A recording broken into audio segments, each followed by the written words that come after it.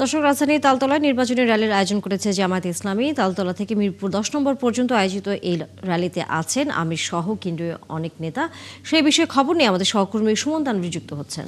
সুমন, র্যালিটি এই মুহূর্তে কোথায় আছেন এবং এরই মধ্যে যেহেতু আমরা বলছিলাম যে র্যালিতে জামায়াতের আমির সহ অনেক নেতারাই উপস্থিত থাকবেন, তারা কি কোনো কথা বলেছেন?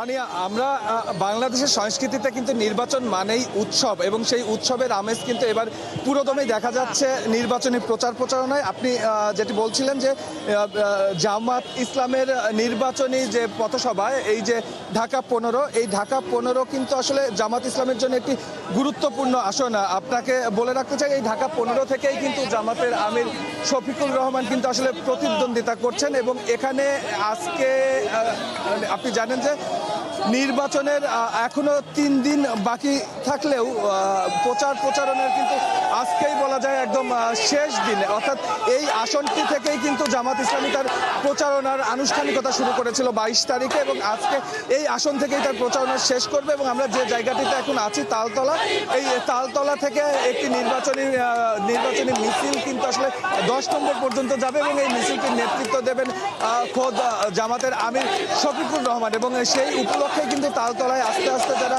নেতাকর্মী আছেন তারা কিন্তু জড়ো হচ্ছেন। আপনি দেখছেন উচ্ছ্বসিত নেতাকর্মীরা কথা বলছি।